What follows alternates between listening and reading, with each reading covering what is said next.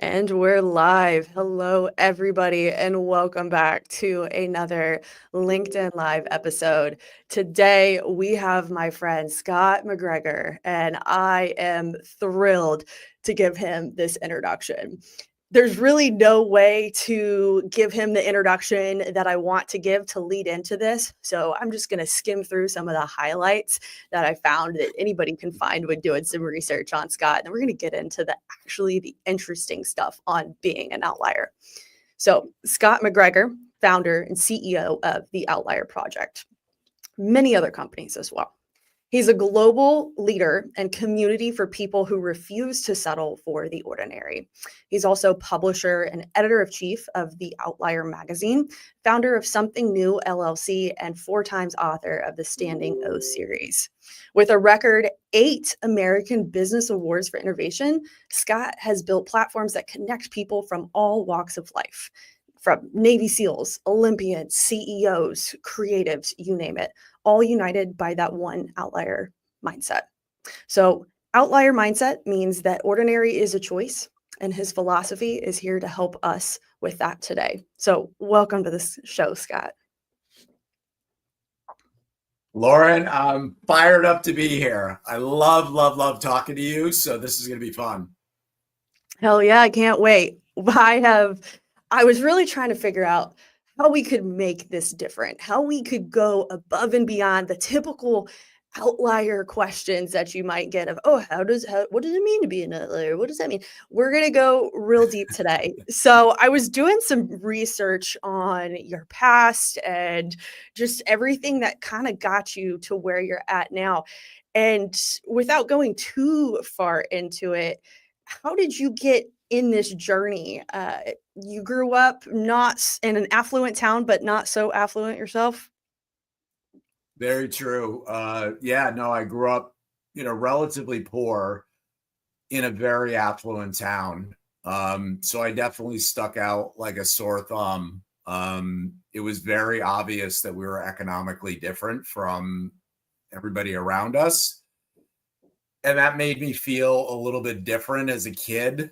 So, you start as a young kid when you realize that you're different from the people around you, you're just trying to figure out life. And, I often say like your world as a 7-year-old probably doesn't expand past your hometown. Like that is your world. And I was always trying to figure it out. So I was a wildly curious kid. And I always thought that my curiosity stemmed from being different, but I think, now flash forward, I'm 57 and I'm as curious as I ever was. So I think it's just a DNA thing more than anything else.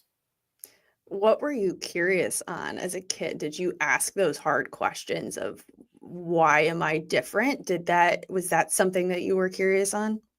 I've always been just curious on why people made the choices that they made in life. And primarily that's centered around, what they did for a living or what they preoccupied themselves with the majority of the time, which for most people is what you do for a living. And I was just very curious about that and the choices that they made and why they did that. And if they made pivots, what made them change from, doing one thing to another. And I'm still very interested in that. I think especially when it comes to high achievers, and it could be achievement in anything. It could be entertainment, could be sports, could be business. It doesn't matter what it is.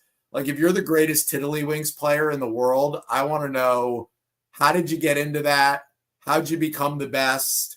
I'm just kind of fascinated by that. I'm interested in people's stories. I think they're really interesting. And because of that, I've developed some really, really incredible relationships over the years.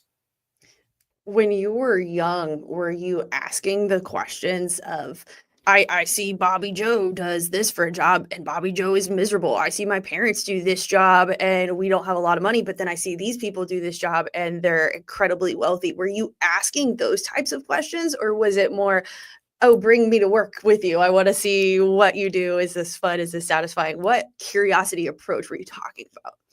Yeah, it's a great question. So I think early on, when I was really young, 7, 8, 9, 10, whatever, I was just trying to figure out what things were. Like, my best friend's father was the vice president of sales. And like, I didn't even understand, like, what is that? What do you mean vice president of sales? Like, what do you actually do?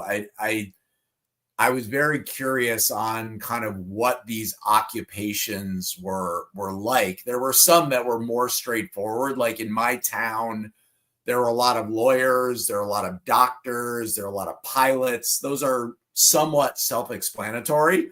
And then there were other people that were entrepreneurs. And this was way, way, way before being an entrepreneur was cool. But a lot of people owned their own business. And that was how they accumulated all this wealth. And, so that was interesting to me. Like, how did you decide to start this particular business? So I was just a question machine. I would just pepper my friends' parents with question after question. And, I think what's true, it doesn't matter whether you're a kid or when you're older, people love to talk about what they do. And people kind of really love that curiosity. So it was good because it was never shut down. It was actually encouraged. And especially when I was young, it was unusual for a little kid to be asking all these maybe provocative questions about work. But that was just who I was. So, very similar to you, I'm fascinated by people who choose to live differently. So, I'm sure there, as with me, there was a clear shift that I can remember in my life that says, I can't do what everybody else does because that is going to make me miserable. I do not want to live this path. Did you ever have that come to Jesus moment where you knew I have to do something unique, I have to do something different, or was it just a gradual progression of time that you realized I need to be an outlier?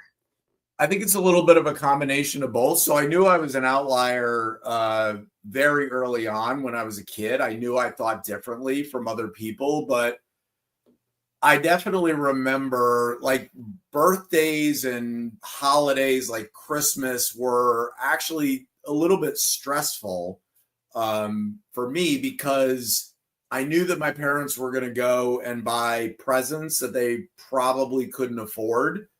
And instead of that being like a celebratory thing that I was seeing with, my friends and my peers, it stressed me out. And I just said to myself very early on, like, I don't want to live like this.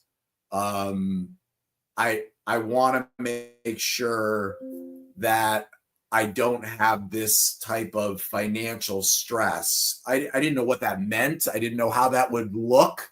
I just knew that that was not the life I wanted to live.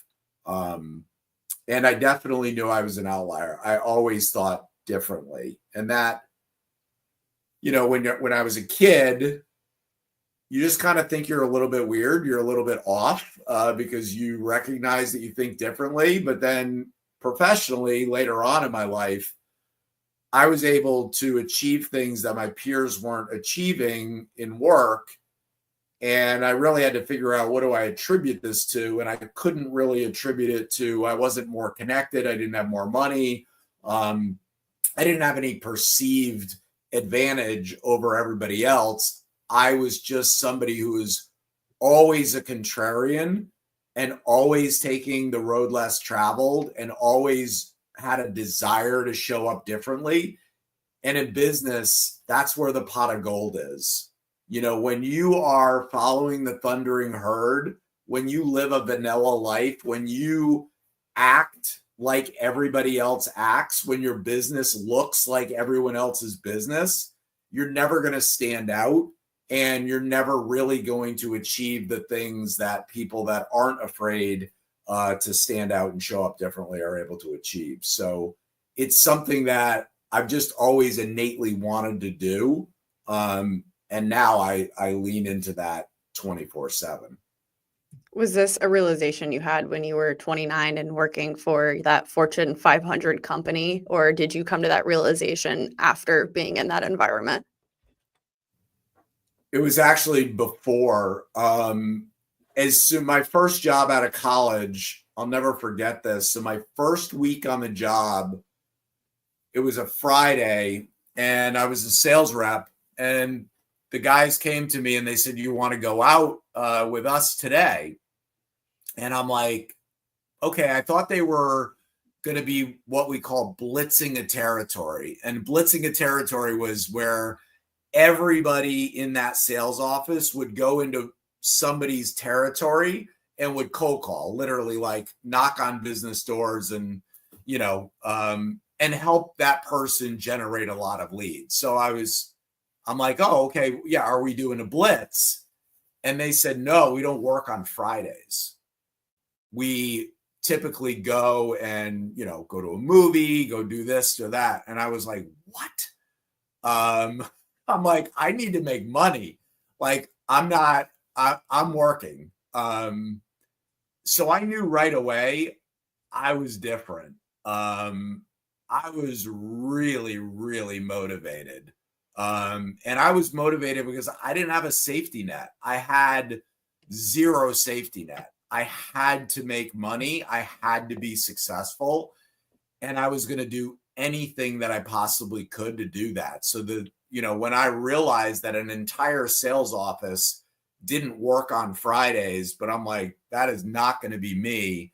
And very quickly, I became the number one salesperson in that office, and many, many times was the number one salesperson in the company. So yeah, I've been an outlier my entire work life. With being an outlier, you say that giving yourself extraordinary experiences can help you to live an extraordinary life, to make that dash in between the dates count. But when you're working so hard and you have nothing to fall back on, as many entrepreneurs, many C-suite level people, many people don't have that to fall back on. So how can getting so wrapped up in your work allow you the time to still be an outlier? Is that you just have to pick the right industry, the right career, or is it more than that? Is it bigger? I think being an outlier, I mean, just having that work ethic and showing up differently. I was definitely doing things that were very different to reach the success that I was having. That just in and of itself makes you an outlier. I mean, there's lots of different things that I would say you could do to be an outlier. I think an outlier is just kind of like a blanket term of anyone who thinks outside the box. And that could be in your personal life, in your professional life. For most people, it's indistinguishable. I mean, I show up differently, hopefully, in my personal life and my professional life. It's just who I am. I'm not really a different person outside of my personal life and my professional life kind of meld into one. So I don't see a separation there. And yeah, in terms of experiences, I've always been somebody who valued doing things more than having things. Material things are, I wouldn't say they're unimportant to me, but I'm not a car guy. I don't really care how big my house is. I like nice things, but that stuff's not that important to me. Experiences are very important to me. Nobody's gonna remember what kind of car you had whenever No, you pass years no, down, generations down. That's not gonna it's probably not gonna matter the size of your house unless it's passed down, but a lot of times, even the houses that are passed down get just sold. People don't wanna deal with it. So, right. I think you're hitting the nail on the head there, and I do think that's something that a lot of people miss, and they say they don't. "Oh, yeah, I agree, yeah, it's not all about things, it's not about accumulating wealth," but then you see all these people show up to events, and who's got the cleaner car, who's got the nicer car, who's got the most like, the biggest watch, and if you just pay attention, you can start to pick that out in people, and it must be a little trap almost. You're trapped in your mind. You can't see beyond that, and it makes it hard for you to really enjoy. more. Yeah. I mean, Makes you're it. doing things for other people. Most people are doing those things. They're buying the Rolex, they're driving the Mercedes, they're getting the bigger and bigger and bigger house. Not really for themselves. They're doing it to impress other people. And in many cases, they're doing it to impress people that they don't even necessarily care for or know that well, which to me seems kind of absurd. So, I mean, I've lived in the same house for, I don't even know, 20, I don't know, 30 years. And certainly, could have bought a bigger house and could have done different things, but I love the town I live in. I love the house I live in and the property we have. And so never even thought of doing that. And you've spent a lot of time tricking out your basement. Isn't that your basement area that you're in right now? No, this is my office. So I Office. have two offices in my house, and then we do have a pretty well suited gym downstairs in the basement. That's pretty cool. Yeah, pretty cool. So I What do you use have that in the every single gym? day. What's in it? Everything: treadmill, boxing stuff, every apparatus you could think of. Lots of weights and benches and all that, and just the way that it's because I have a lot of friends um, in the sports world. I've got their jerseys that they've sent me and all kinds of cool stuff that's all framed and hanging on the wall. So it's kind of cool to have your friends' memorabilia, staring you in the face when you're on the treadmill in the morning. For being somebody, you said 57, right? 57. So for being 57, there's not a lot of people out there that will stay committed to the gym. I'm a big gym rat. I love to talk to anybody about it if they can hold a conversation with me there because it's something I'm passionate about. How long have you been going to the gym and just doing that? My whole life. So I was an athlete growing up. I initially was going to college on a D1 baseball scholarship.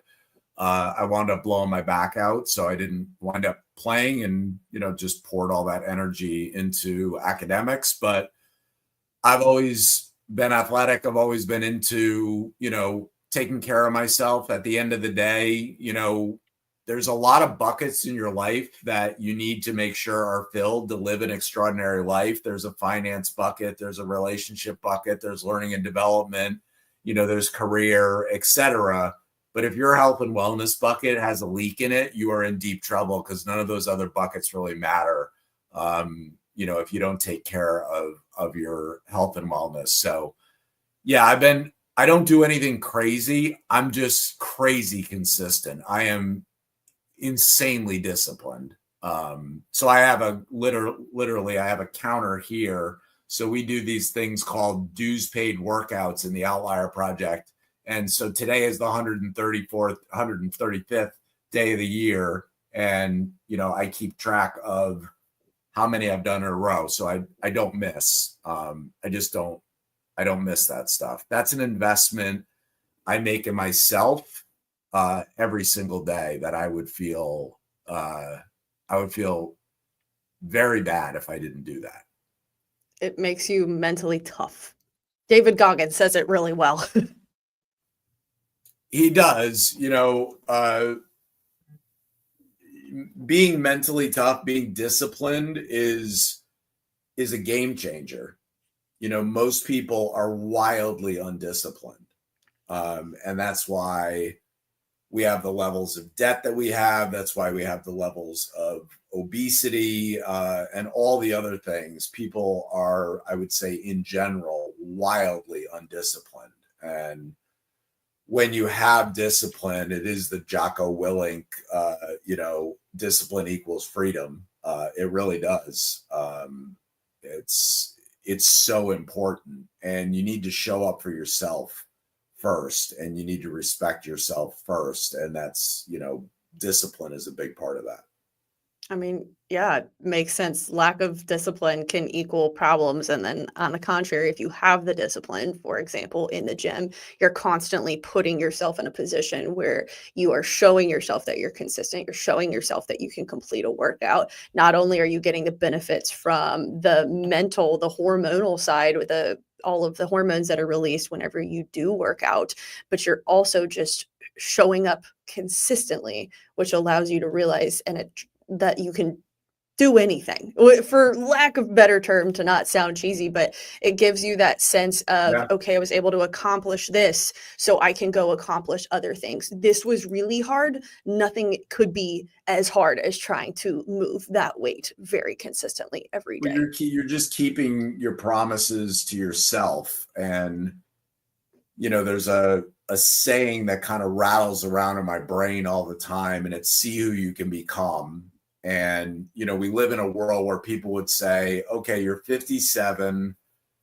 I've had a fair amount of business success. Like people would say, okay, slow down, calm down. Like you don't need to be pushing this hard, or, it's okay to, you know, eat the cupcakes and put on a couple pounds and do this and that. And I'm like, no, I want to see who I can become. Like there's nothing that says that I need to not be the best version of myself at 57. And,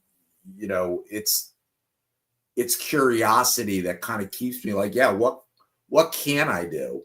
Because the world's going to tell me that it's okay, to be a certain way. That's why you'll never hear, I think our words have tremendous power.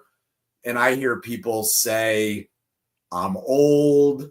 People, not they're saying it about me, they say it about themselves. They say they're old. They say, oh, we're all falling apart, this and that. I will never, ever say those words, because I think you manifest them.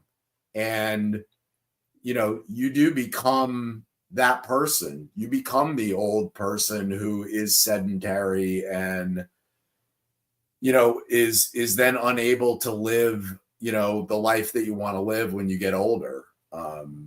So, it's just not the way I want to live. There's power in what you say. My fiance, soon to be husband, we had an agreement. Congratulations. Thank you. I appreciate it. We're about a month out, so been crazy busy with that. But when we got together, we had one rule, and we will carry this rule throughout our little dash in between our dates. We will never make jokes about divorce. That it will not be Mhm. something we joke about, because when Yep. you start to joke about that, when you start to say my business is going to fail, oh yeah, we should get a divorce. When you start to put those things out there, you're training your brain very similarly to making negative comments all the time and always finding the negative in situations. You are training your brain to only see situations in negative lights. And if you were to switch that and you are to actively try and find the positives, you'll find that it actually makes going through life and experiencing challenges a lot easier, because your brain is now programmed to immediately search for that positive and not search for that negative. Totally agree. Totally agree. Yeah. There's certain things, and people even say like I'm getting old, and they say it in a joking manner, but it seeps into you. And it's very dangerous. Just like positive affirmations do work, negative self-talk does the same thing. Why do you think that's so stigmatized? Why do you think people are, oh, that's stupid. I don't want to say manifest. That's a young kid word. Why do you think people think that way? Is it out of fear that they're not doing that thing? They're not being positive, so that it's easier to just squash on the ideas of the people that are?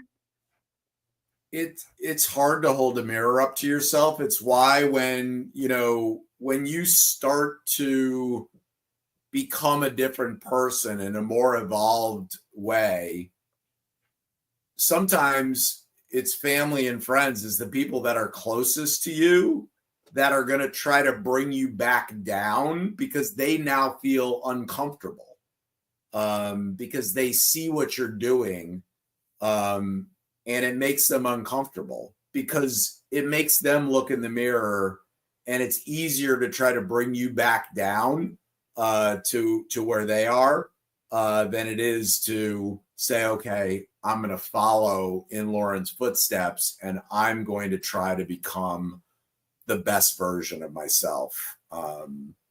So I think that's a very, very common thing that happens over and over again. And I think we just have to realize that it's okay to outgrow a group of people, because I think you have to be extremely careful about the people that you spend your time and energy with. And so I am relentless about spending my time with people who I think are going to do nothing but inspire me. They're never going to, make me think you should do less or, put you down for any of the things that you want to achieve. I think that's a tale as old as time. I still hear stories of people in C-suite executives. You're a part of a big company, you're working for that promotion, you want to continue to build your tenure with that company, and then everybody around you in those upper circles, all they want to do is drink and party and have a good time. And if you don't want to do that, then you're that person, and it can set you back. Seemingly, it could set you back. Maybe that's true, maybe that's not, and prevent you from getting a promotion and prevent you from just being different. What advice would you have for somebody who might be in a similar situation where they're just surrounded by a ton of people that are doing things that they might not necessarily agree with, but that's their career, that's their job, they've poured everything into it, but it's seemingly stuck? Yeah, I mean, you have to you probably have to extricate yourself from that situation. You have to figure out a way, if you are around toxic people, and you can't change anybody. The only person you can change is yourself. You can influence other people, and there are times when you can really positively influence people by them looking at you and seeing the way that you conduct yourself and seeing the success that comes from that. And that can sometimes be inspirational and be the catalyst that helps people to change. But for the most part, I think if you're in a group where everyone is negative or everyone is really living a life that you don't aspire to, I would say you've got to get yourself out of that situation. Absolutely. So, speaking of getting yourself out of situations, I know that this is probably nowhere near the situation that you had whenever you were moving from being employed to becoming an employer, becoming your entrepreneur and owning your company. So, I know your wife was the one that drove you to do that. You said you had a business plan for 10 years, you worked on it, Yeah. and then your wife was the one that said, just do it, just jump off the Yep. cliff. Yeah.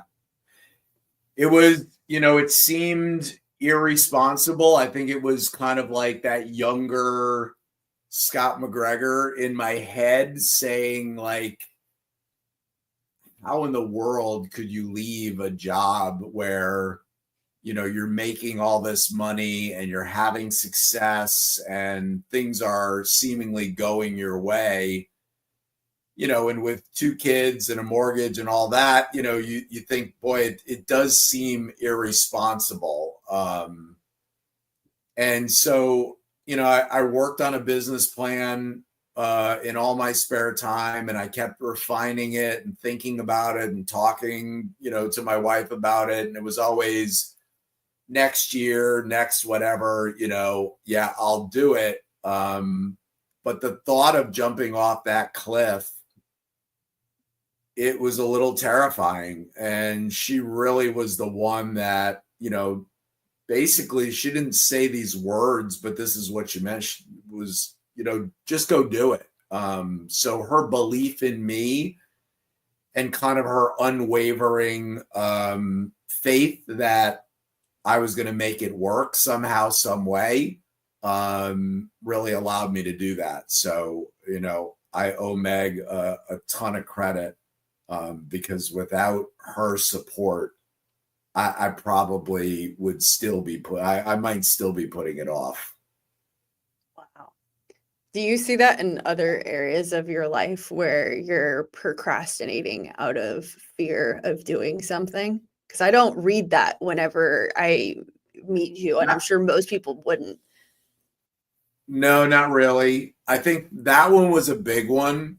I think it was a combination of being very, very successful, um, and living a certain life, and and affording my family a certain life that I was thinking of turning my back on. And that seemed a little crazy to me.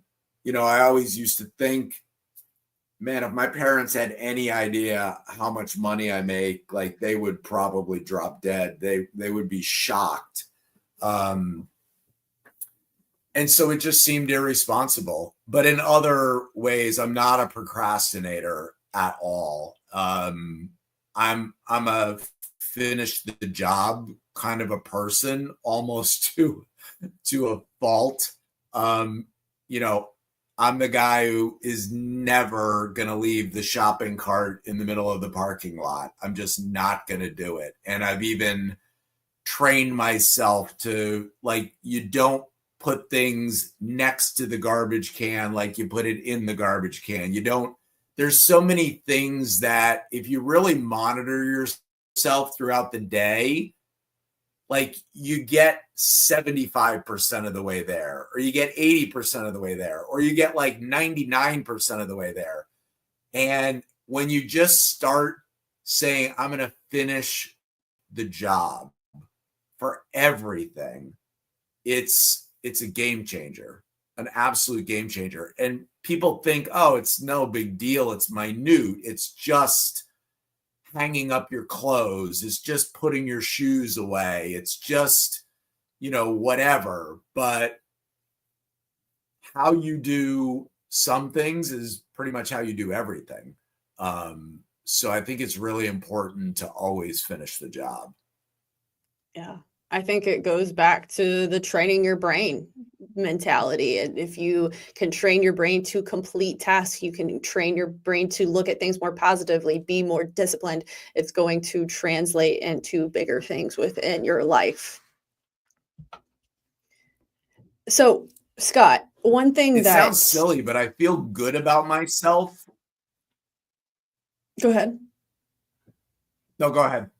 No, it sounds you feel good about No, I yourself. was going to say, I actually feel, yeah, I feel good about myself when I do these small things. They're like little small wins.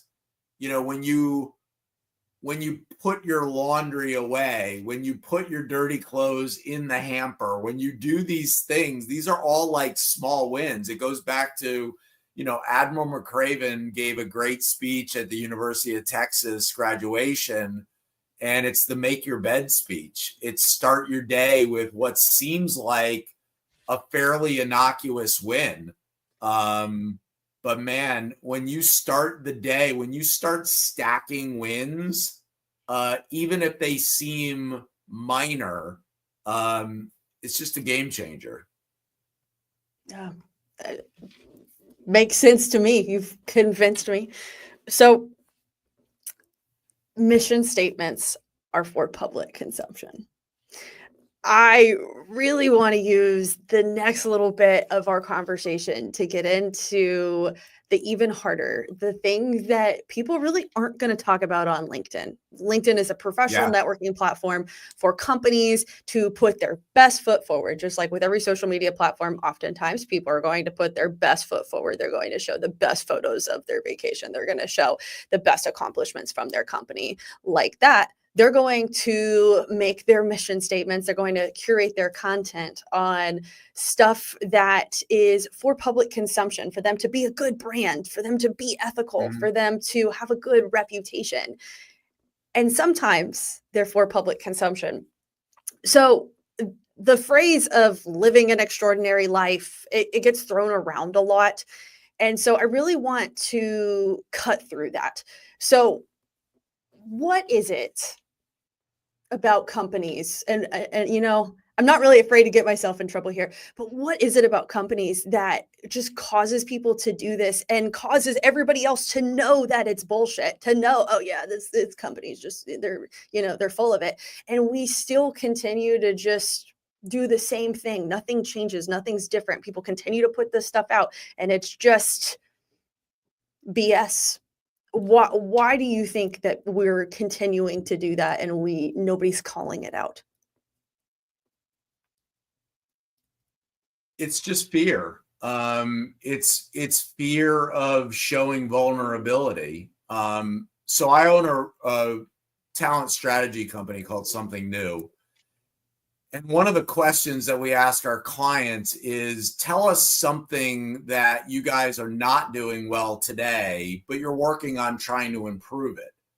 And we let them know that we're going to tell candidates this because we don't want to just portray a company as being perfect, because there's no such thing. Every company is screwed up in some way, shape, or form. And, it's just a question of, are you doing nothing to address those shortfalls? Or are you doing something about it? And I think companies are misinformed in that when you show your vulnerabilities and your weaknesses, they think incorrectly that that's going to be a repellent to candidates. It's actually the complete opposite. It's an attractant, because when you show that vulnerability, people go, okay, I know that's real because I know that no company is perfect. And we do the same thing with candidates. When we submit a candidate, we say, if you were a candidate for a job, we would say Lauren is, and, we highlight all the things, all the reasons why we think you're a great candidate for that job. But then we would also mention things that they should consider as potential weaknesses.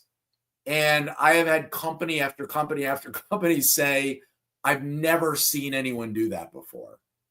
Like, you're highlighting areas of potential concern, but the credibility that we gain by doing that is unbelievable.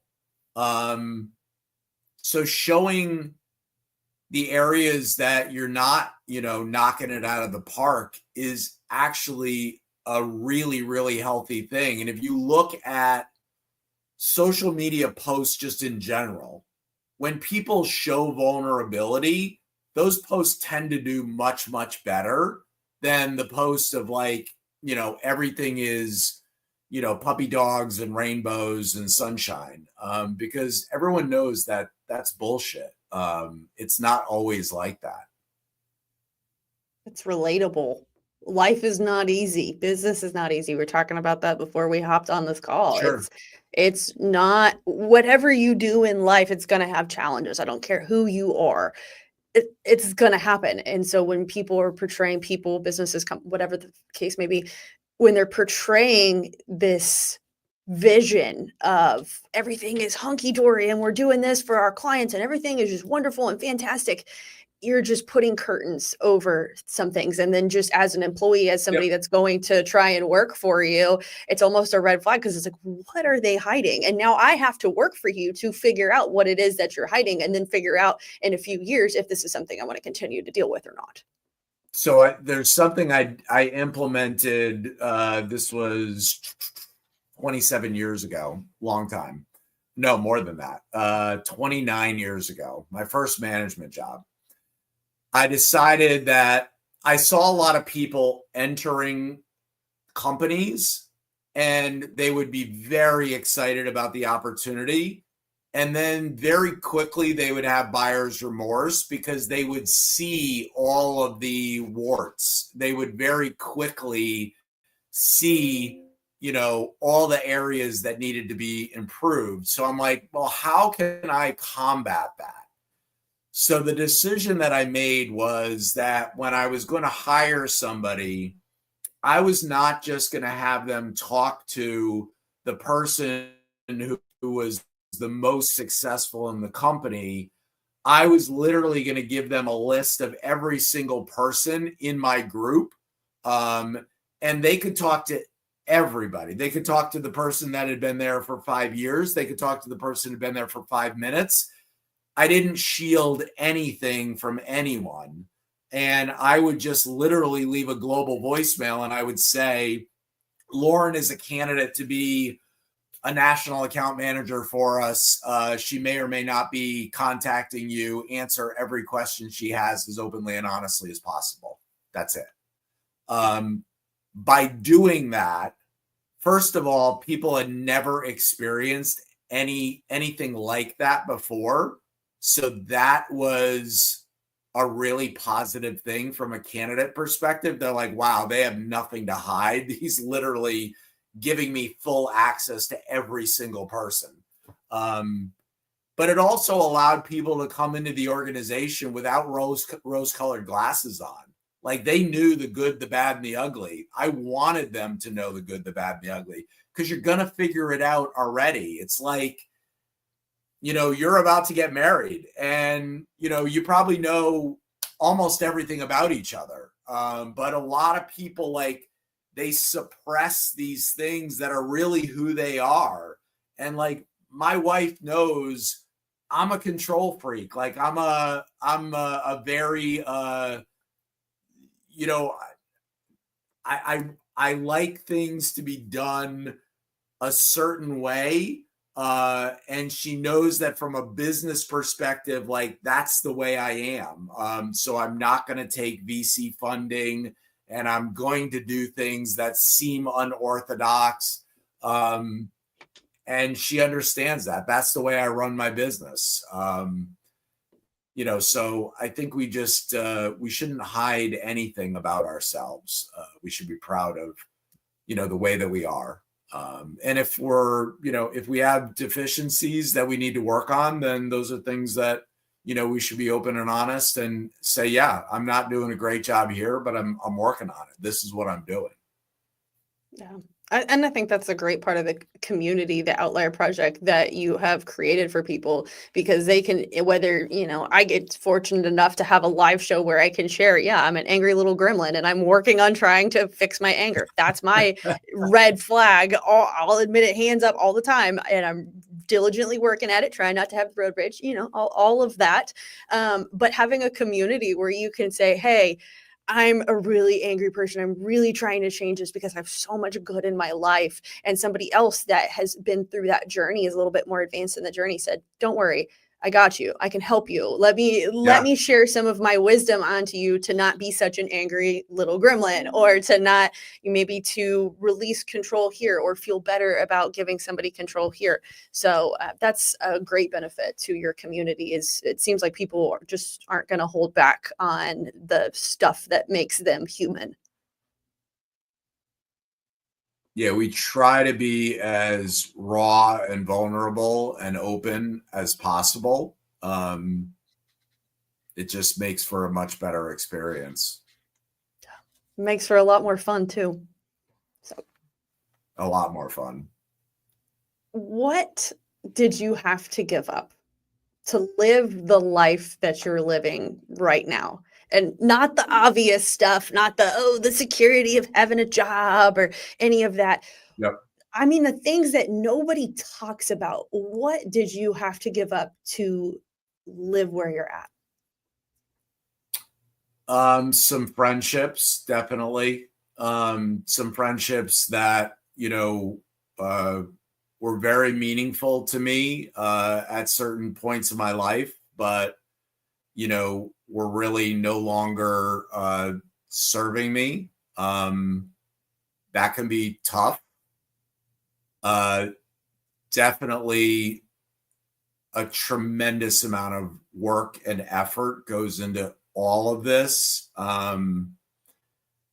So that sacrifice of time and money and energy that goes into building something is definitely something, you have to give up certain things in order to do that.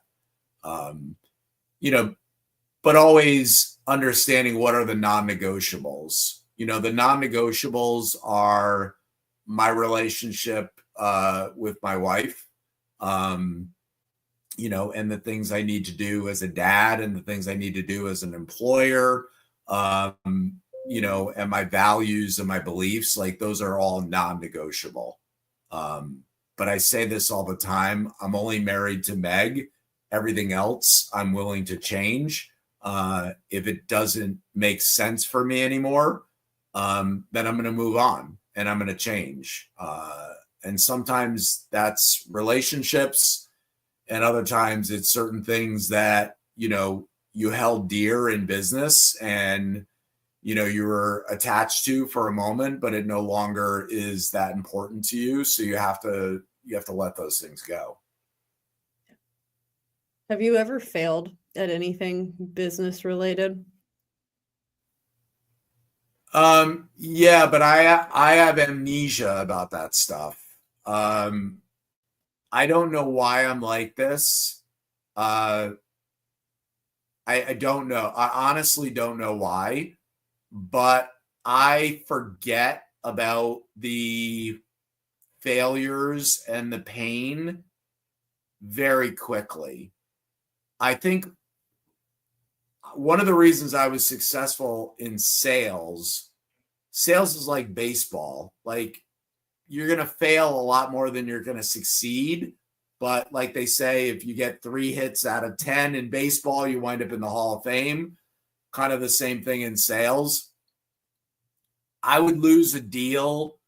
I would forget about it sometimes in minutes, sometimes in hours. And then I saw other people, they were affected by that loss a week, a month, a quarter down the road.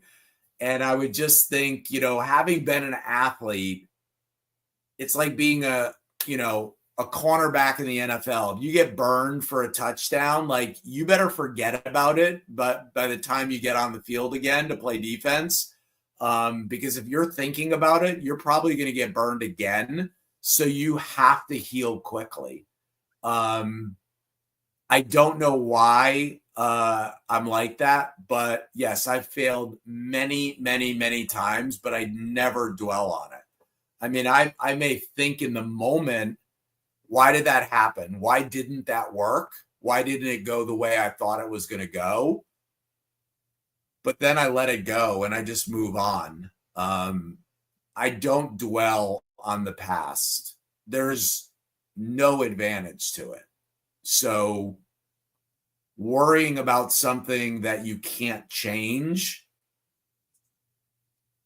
when you think about it logically, it doesn't make any sense. Like, I can't change the fact that I made this decision and it cost me this much money and it didn't work. That's life. And from somebody So the that's answer is yes. I failed many, many, many times. I just don't remember. And that's awesome because you have successfully, it seems that you have wired your brain for resiliency, which is exactly what you need to be doing extraordinary things. Because if you do not have a brain that's wired for resiliency, I personally believe you are going to struggle immensely to achieve great things, because no matter what you do, I'm going to use business as an example. Owning a business is hard, and there are days that it sucks, it horrible. But if you have that mentality for resiliency and you're not letting your emotions get in the way, I do that quite often. But if you can work to wire your brain to be like, there's nothing I can do to change this, there's nothing I can do to fix it. Oh, well, if I could have done something better in the past, it's actually in the past. You have to be resilient and move on. And if you are able to do that, that's what's going to set you apart from the people that are succeeding versus the ones that are just throwing in the towel and saying, you know what, it's too hard, I'm just going to go back to the safety net, because you have resiliency. I totally agree. So my relationship with adversity is very different, I think, from the average bear. So I believe adversity is a gift. And it doesn't mean that I would wish it on myself or on other people. But when it happens, and you can either view it as something that is going to devastate you, or you can view it as a gift. And I view it as a gift. I view it as something that makes me stronger, and makes me more capable of handling, bigger things that are going to come. Because in life and in business in particular, like there's always a bus that's going to turn the corner and run. It's just the way it works. And so I think I lost you there for a second. We're back. Yeah, we're back. So resiliency is unbelievably important. And I think you've got to view adversity as a gift. And you've met some crazy resilient people. I was listening to a show you were on earlier, and you told me, or you said in the show, that you had met somebody, a Navy SEAL, who had their face blown off, and they were, or shot, and they were able to continue to make an impact. Yeah, Jason Redman, he's actually a great friend of mine, and yesterday was his birthday. So shout out to Jay for his birthday, which was yesterday. Yeah, Jason Redman, if you've never heard of him, he wrote a New York Times bestseller called The Trident. And then he wrote another book called Overcome. But he's an amazing guy. And yeah, he was shot in the face and, had really almost zero chance of survival, but he's incredibly resilient. And he has, crafted an extraordinary life for himself and his wife, Erica, and his kids. And he's, just an amazing human being, but it's just a prime example of resiliency. He could have, just become a victim of his circumstances, and but that's not who he is. That's not how he's wired. And he's created just an absolutely incredible life for himself and his family, post something that most people would see as absolutely, one of the most horrific things that could ever happen to you. I could only imagine, and not just for him, but his family, his kids, for the people around him, how, depending on when it happened, I mean, just the trauma associated with something like that. And then the inspiration on the other side to pick that up and to keep moving forward and not just let his health slip and to just let everything slide because you had this one bad thing. Because most people would say, oh, yeah, I completely get it. Yeah, I understand why you let it slip. Makes sense. But he didn't. That's so impressive. No, those are the people that I want to hang out with. Like Jay is a great friend. Nick Lavery is, the only guy in military history to be an above the knee amputee and go back into active duty. So he's an active duty Green Beret, and he's doing it with one leg. So, those are the people I surround myself with. Those are my friends, because I'll never accomplish the things that they're accomplishing, but when I see the action that they take, when I see that they never have a victim mindset, it just makes the things that I go through inconsequential. They're like paper cuts in comparison to the things that a Jason Redman or a Nick Lavery have gone through in their lives. And so all of these people are, I would imagine, part of the outlier community that you have founded, correct? They are. Yes. So Yep.